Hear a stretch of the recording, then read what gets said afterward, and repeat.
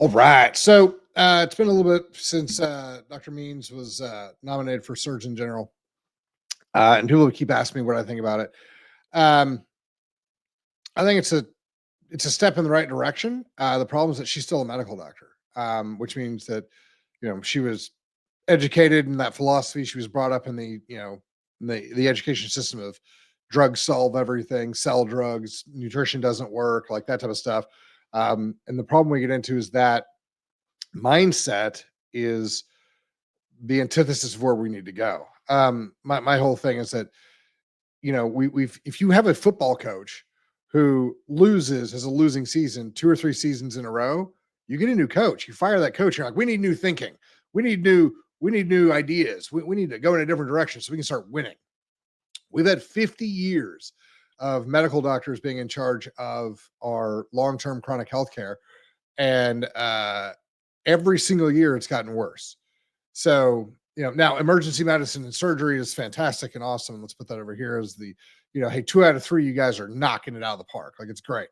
However, what we've gotten into is that I think we should take a step back and be like, okay, the philosophy, the underlying undergirding philosophy from the medical profession is not beneficial to long-term care. Like, you look at diabetes, you look at dementia, you look at asthma, ADD, autism, like run through like IBS, celiac, run through all the things, chronic fatigue, fibromyalgia, all the fertility, everything you can think of, every metric you can think of from a healthcare perspective. We are worse than we were 50 years ago. And so I think that this is a systemic issue, and I think it goes to the core function of philosophy. And so we need to find somebody to guide us and lead us through the next 50 years who isn't a medical doctor, who has not been trained in the way that the medical doctors train them, in the philosophy and the whole function that they have. I think we need a whole new way of thinking about it. Now, Dr. Means has come out and spoken out against it, said that she learned nothing beneficial of how to help the body from Stanford, which I'm not going to argue. However, she has learned nothing beneficial about how to work on the body. Where's she at? My big issue with her is that she's not treated patients, and there's a whole lot of book learning that you do and a whole lot of research learning that you do, and then you try to apply it to patients and you're like, ooh, this didn't work the way I thought it was going to, or I've got to tweak this to make this functional, or how come people couldn't sustain this? Why did the patient quit doing it? There's a whole lot of that you learn as you go through actually treating patients with all the knowledge that you've gained. And she's never done any of that. So that's concerning. When you're looking for somebody to lead all of the doctors, you kind of want to be able to make sure that, you have that basic, when I was treating patients, or, at least they understand what it's like to have to go in and sit down and talk to a patient, listen to the patient, bring that information to relevance, craft a plan that the patient will be able to do and will sustain, and then, deal with any issues that they have when they're coming out of it. Health, when you really look at health care, and this is one of those big things we've got to change our mindset around.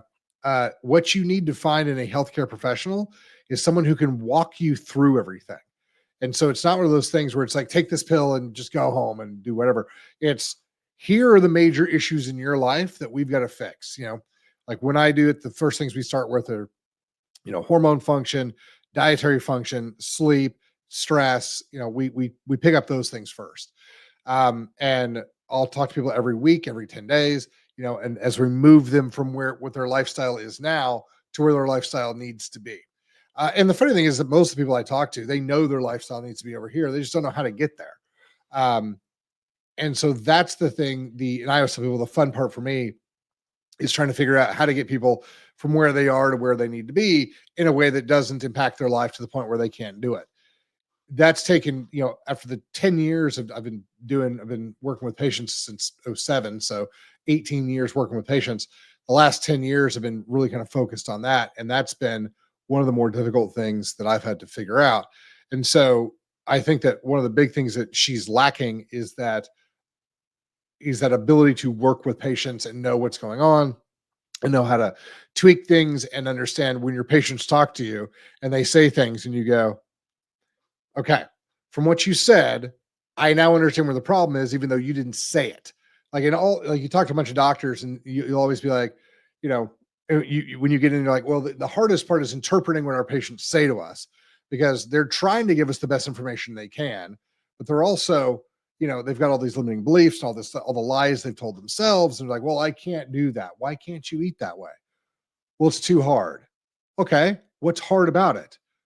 Well, I don't know. Okay, well, so you haven't even done it. You've just decided it's hard before you tried it. Like those type of things where, the problem that they're discussing isn't the actual problem. And you learn that as you start working with patients over and over and over again. And so that's one of the things I'm worried about, because as she starts trying to dictate policy and start moving things through, I'm a little bit worried that she's not going to have that ability to work with patients on that level, or work with doctors who have been working with patients at that level, and to understand really how the system works. Like, this is one of those, the issue I'm having with this is this, we're taking somebody from the ivory tower and being like, okay, tell us how to do the things that, we're all out in the trenches doing, but you tell us how to do it, who's never been in the trenches, who's never dealt with patients, who've never worked on these things. You write policy for how we're supposed to do the thing that you've never done. That worries me. And so we'll have to see kind of how that goes. People have made comments that, she has not come out and made her vaccine stance very clear. From what I know of RFK, I would not worry too much about that. I don't think that he's going to pick somebody or push for somebody who is very pro-vaccine. The other thing you guys have to remember is that she's still going to get confirmed. And so, if she came out and said too much negative things about pharmaceuticals or vaccines or stuff like that, there's no way she get confirmed. The confirmation deal with RFK was really bloody and hard, but everybody knew that if they didn't confirm RFK, we were going to have serious issues. And so he got through. And since he got through, they're like, and every one of them, and it was funny because I love the memes, I love all the stuff on the online where like Bernie Sanders would be like, you can't do this, and they'd be like 1.9 million from Pharma, and then somebody else would come up there, Elizabeth Warren, and be like, oh, we have to protect vaccines because they're super important. It was like 1.7 million from Pharma. Like, so you saw how much each politician got paid off to specifically, throw these doubts out, throw these things out, and try to not get these people, confirmed.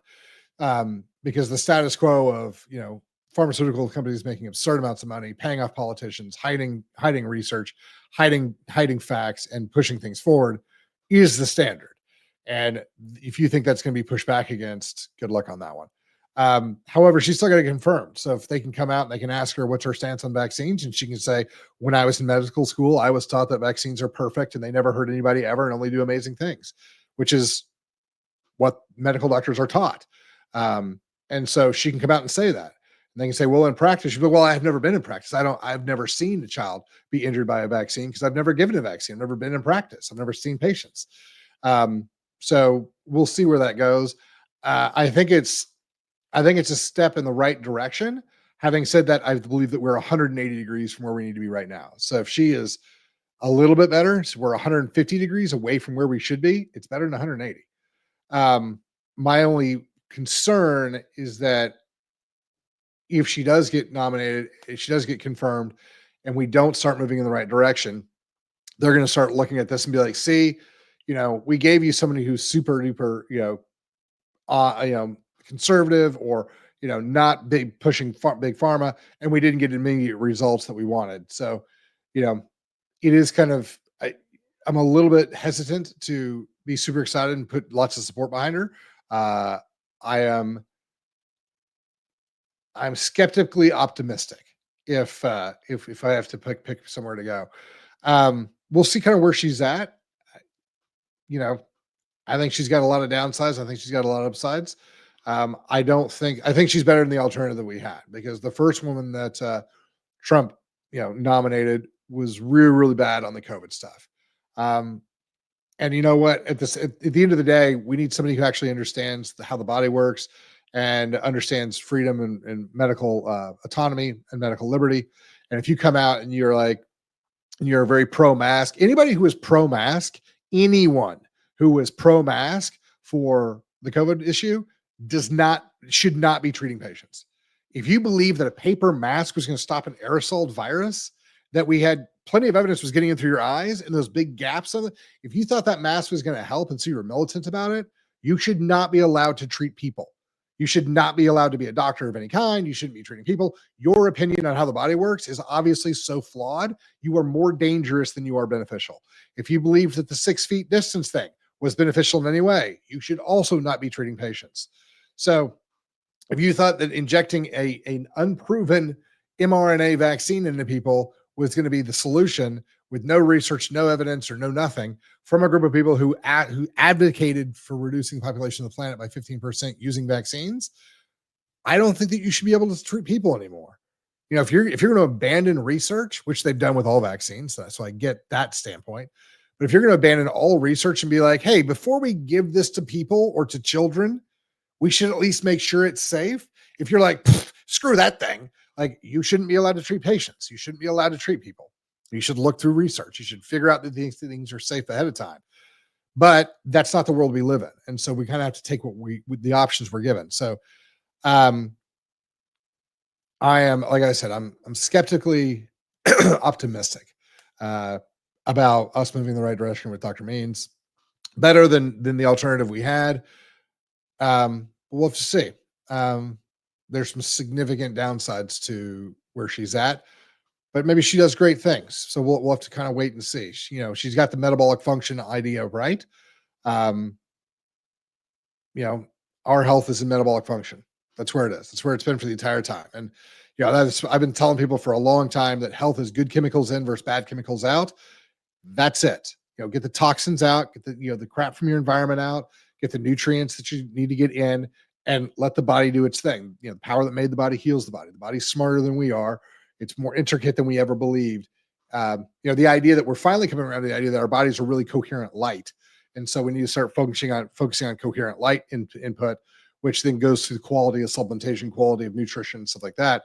I don't know if we're fully ready for that conversation because I think people still believe in calories. So we're so messed up with the body that we can't even have a real conversation yet. So we'll kind of see where it ends up, but I'm neutral positive on Casey. So we'll kind of see where it goes. Hopefully I'm pleasantly surprised. We will see. So that's kind of my take on Casey Means. I think it's way too early to thumbs up, thumbs down this, but as a replacement for the COVID vaccine positive and COVID crazy other choice, I'm a fan of the upgrade to where we are now, but we'll have to see kind of where it goes. So if you guys have any questions, hit us up, questions@chalmerswellness.com or drop in the comments. Talk to you guys later. Have a nice day.